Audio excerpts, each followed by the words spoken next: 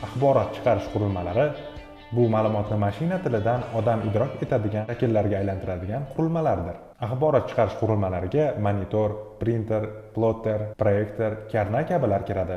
Kompyuter tizimida kiritish va chiqarish qurilmalarini integratsiya qilish mumkin. Chiqarish qurilmalari va ulardan foydalanish. Chiqarish qurilmalari monitor, printer va boshqaruv qurilmalarini o'z ichiga oladi. Displey ekranlari. Monitor kompyuterdagi ma'lumotlarni ekranda aks ettiruvchi qurilma.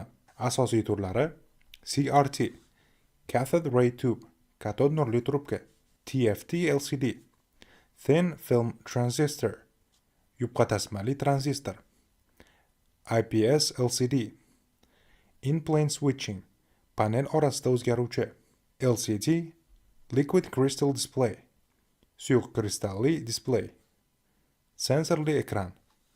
CRT monitorlar. CRT monitorning eng arzon va eng eski turi bo'lib, nihoyatda og'ir. Shu sababli hozirda TFT monitorlar ularning o'rnini egalladi. Ular ekranga elektron nurni yo'naltirish orqali ishlaydi. Ularning ekrani bir xil o'lchamdagi displey maydoniga ega. Lekin TFT monitor CRT monitorga qaraganda ancha yupqa va yengil. CRT monitorning afzalliklaridan biri shundaki, ekrandagi tasvirni ko'rish uchun bevosita uning ro'parasida bo'lishingiz shart emas. TFT monitorlar. Ushbu monitorlar CRT monitorlardan farqli bo'lgan texnologiyadan foydalanadi. TFT monitorlar elektronlar nuridan foydalanmaydi. Buning o'rniga ekran ortida mitti rangli oynachalar bilan to'silgan oq yorug'likka ega bo'ladi. Oynachalar ochilganda yorug'lik porlab chiqadi. Bir soniyada ushbu mitti oynalarni bir necha marta ochish va yopish orqali monitor aniq rangli harakatlanuvchi tasvir hosil qiladi. Bu texnologiya bloklarning juda ingichka bo'lishi mumkinligini anglatadi. TFT monitorlar CRT monitorlarga qaraganda nihoyatda kichik va yengil bo'ladi. Shu sababli ularni devorga oson va xavfsiz o'rnatish mumkin. Ular stol ustiga o'rnatilsa juda ham kam joy egallaydi. TFT monitorlardan notebook va mobil telefonlarda foydalaniladi. Ular ekranda nisbatan kam yorug'lik beradi va bu ko'zni charchatmaydi. TFT monitor. TFT monitor LCD monitordan u qadar farq qilmaydi. Lekin LCD monitorning zamonaviy versiyasi sifatli tasvirni taqdim etadi. IPS LCD monitorlar. Ta'kidlash joiz. LCD texnologiyaning bir turi. IPS esa LCD ekranda foydalaniladigan panel turidir. Shuningdek, LED foydalanadigan yorug'lik turidir. Demak, qurilma IPS paneli va LED yoritgichli LCD ekranga ega bo'lishi mumkin. IPS displeylar yaxshi ko'rish burchaklari va rang uzatish texnologiyasiga ega. Kontrast va qora darajalari ham yaxshi. Reaksiya vaqtining boshqa turdagi displeylardan sekinroq ekani uning kamchiligi hisoblanadi. Multimediali proyektor. Multimedia proyektori kompyuterdagi tasvirni keraklicha katta yuzada aks ettira oladigan qurilma. Tasvir o'lchamning yagona chegarasi proyektordan chiqaradigan yorug'likning kuchi yoki yorqinligida aks etadi. Boshqa tomonlama, qurilma odatiy monitor ekrani bilan bir xil. Qurilma to'liq ko'chma yoki devorga o'rnatilgan holda qo'llanadi. Qurilmaning kamchiligi tasvirlarni aks ettirish uchun kuchli va qimmat lampa kerak bo'ladi. Ushbu lampalar mo'rt ishlanadi. Ayniqsa, proyektor qizib turganida harakatlantirilsa, tezda shikast yetadi. Printer va plotter. Printer va plotter qog'oz yoki boshqa materiallar ustida belgilar va grafikalar yaratadigan chiqarish qurilmalaridir. Hammamizga ma'lumki, printerning bir nechta turlari bor. Lazerli printerlar. Lazerli printerlar chop etilayotgan ma'lumotni barabanga chizish uchun lazer nurlaridan foydalanadi. Bu barabanning lazer tekkan qismlarida musbat elektr zaryadi hosil bo'ladi.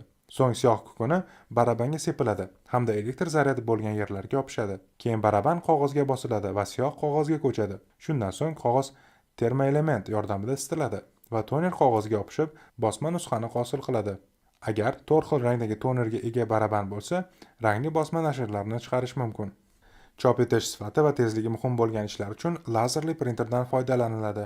Lazerli printerdan foydalanishning kamchiliklaridan biri shundaki, toner zaharli modda bo'lib, u solingan kartrijlar ehtiyotkorlik bilan yo'q qilinishi kerak. Bundan tashqari, rangning aks ettirilishi har doim ham purkagichli printer kabi aniq bo'lmaydi. Nihoyat, lazerli printer odatda purkagich printerga qaraganda qimmatroq turadi. Uzoq muddat xizmat qilgani sababli ular arzonroqqa tushishi mumkin. Purkagichli printer. Purkagichli printer turli rangli siyohlar naychalardan siyoh purkash orqali sahifaga ma'lumotni chop etadi. Naychalarga ega bosish tugmasi qog'ozni skanerlayotgan bir paytda pog'onali motor qog'ozni oldinga siljitadi. Ular yuqori sifatli natijani ta'minlaydi va sotib olish uchun ham boshqa printerlarga nisbatan arzon turadi.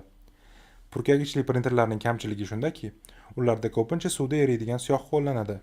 Natijada chop etilgan qog'ozga suv tegsa, siyoh yoyilib ketadi.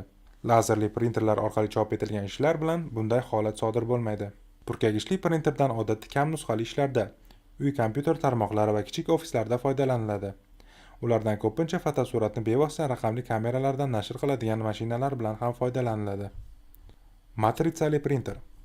Matritsali printer siyohli tasmani qog'ozga bosish uchun ignalar to'plamidan foydalanadi. Qog'ozning igna bosilgan yerida rangli nuqta hosil bo'ladi. Ushbu nuqtalarni qog'ozda kerakli natijani hosil qilish uchun shablonlar bo'yicha tartiblashtirish mumkin. Matritsali printerlar boshqa turdagi printerlarga qaraganda sekinroq ishlaydi, chunki bosib chiqarishda mexanik usuldan foydalanadi. Shuning uchun ish jarayoni shovqinli bo'ladi. Keng formatli printer. Ba'zi ofislarda yirik jadvallarni chop etish uchun keng formatli printerdan foydalaniladi.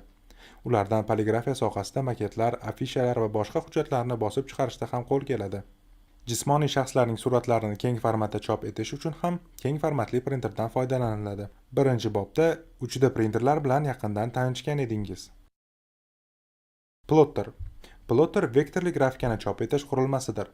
Vektorli grafika odatdagi tasvir formatlari, masalan JPEG, BMP yoki GIFdan farqli o'laroq, piksellardan emas, vektorli chiziq, kvadrat, uchburchak, egri chiziq va boshqa grafik shakllarni yaratish mumkin bo'lgan boshlanish hamda tugash nuqtasiga ega chiziqdan hosil qilinadi. Plotter vektorlarni chizishda qalamdan foydalanib, aniq va toza bosma nusxani chiqaradi.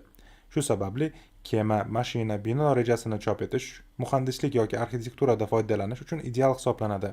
Avvallari plotterlardan kompyuter yordamida loyiha yaratish dasturi bilan birga foydalanilgan. Biroq hozirda bu ishni keng formatli oddiy printerlar o'z zimmasiga olmoqda. Plotterlarning asosiy ikki turi mavjud. Yassi plotterda tekis turgan qog'ozga qalamning uchi tegib turadi. Qalamning o'zi esa motorga purkagichli printerning bosish tugmasiga o'xshash tarzda biriktirilgan. Barabanli plotterda qog'oz barabanga yotqiziladi. Baraban qog'ozni qalamning pastki qismida joylashish uchun aylanadi.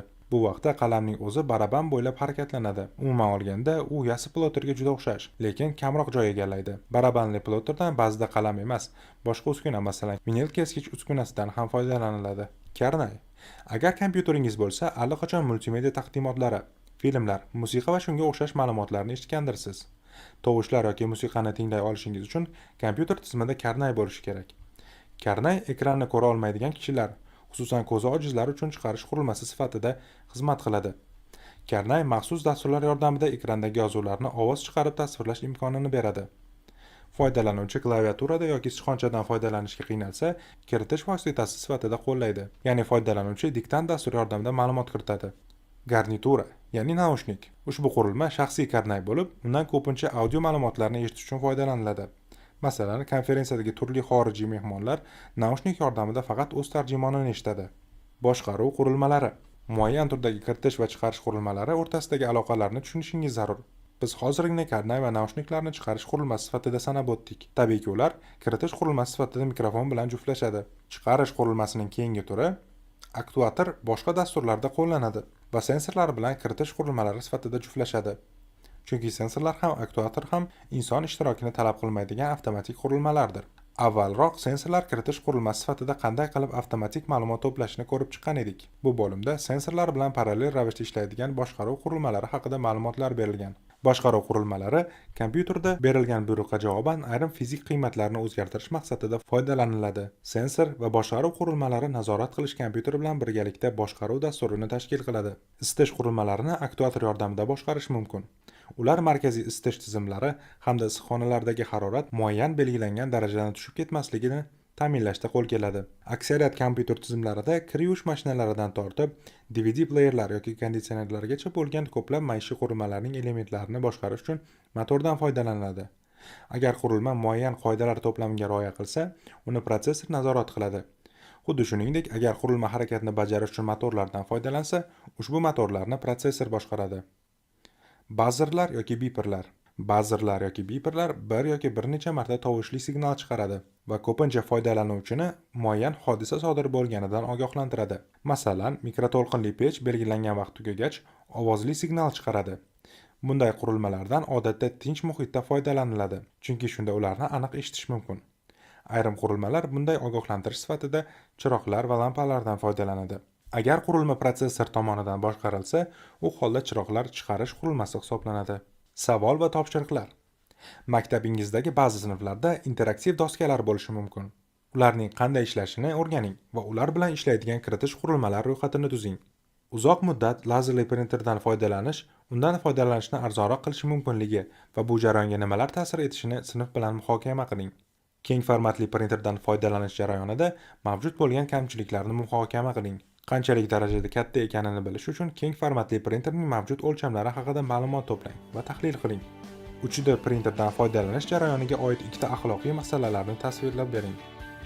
Aziz o'quvchilar, shunday qilib kiritish va chiqarish qurilmalari hayotimizda katta ahamiyat kasb etishini o'rganib oldingiz. Bob davomida o'rgangan bilim va ko'nikmalaringizni mustahkamlab borishni unutmang. E'tiboringiz uchun rahmat.